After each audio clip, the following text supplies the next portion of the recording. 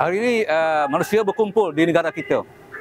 Di saat satu dunia senyap dan tutup mulut untuk membela nasib orang Palestin yang dibantai dan dibunuh oleh Israel. Dan akhirnya negara Arab sendiri pun tak mampu untuk mempertahankan bangsa mereka yang seagama dengan mereka dan seakidah dengan mereka. Maka hari ini kita berkumpul di sini untuk menunjukkan bahawasanya nadi denyutan rakyat Palestin tetap kita sanjung dan kita akan perjuangkan. Apa yang saya harapkan ialah supaya negara kita juga tidak senyap di dalam memperjuangkan, memperingati tentang penyiksaan, kezaliman yang dilakukan oleh Israel laknatullah.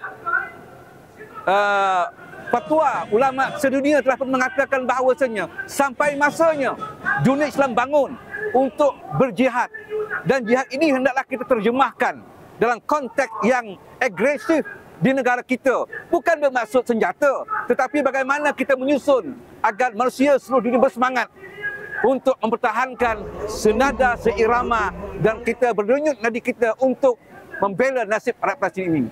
Saya mencadangkan supaya negara kita ini mengadakan setiap hari Jumaat, kita ada 4 minggu. 1 minggu itu khusus untuk kita membangkitkan semangat perjuangan di Gaza sana, supaya rakyat Malaysia ini ada semangat untuk membantu, untuk menolong rakyat Gaza di negara kita ini.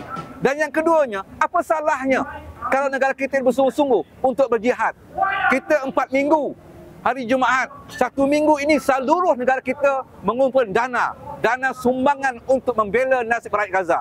Bagi saya inilah sepatutnya perjuangan yang dilakukan oleh negara kita yang agresif dan istilah jihad yang perlu kita lakukan.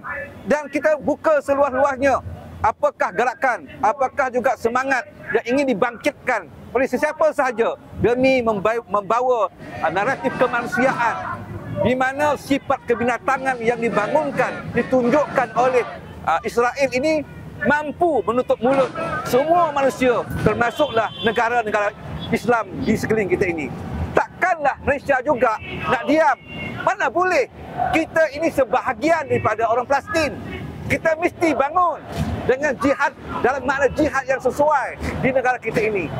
Saya menekan 3 perkara. Pertama tadi, setiap 1 bulan ada khutbah khusus untuk membangunkan semangat jihad rakyat Malaysia itu. Yang keduanya, dalam 1 bulan ada kutipan khusus kepada Palestin. Seluruh masjid, tabung masjid yang ribuan di negara kita ini hendaklah diperuntukkan kepada Palestin. Yang ketiganya, kita buka seluas-luasnya siapa sahaja untuk membangunkan di kalangan rakyat, NGO, persatuan untuk membangunkan semangat perjuangan membantu Gaza. Hendaklah kerajaan buka seluas-luasnya. Inilah perjuangan yang perlu kita sambut dalam negara kita ini. Negara Malaysia merupakan sebahagian daripada rakyat Palestin ini sendiri. Dan nama kita masyhur di Palestin. Kita banyak membantu. Tapi mengapa saat ini kita diam? Mengapa kita tak mampu untuk berkata? Mengapa kita tak mampu untuk bangun? Menunjukkan semangat.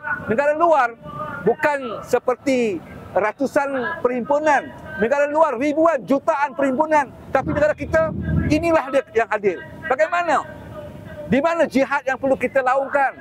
Jihad bukan bermakna angkat senjata. Jihad tentang sokongan padu yang perlu kita lakukan. Ini pandangan berjasa kepada negara kita Malaysia ini.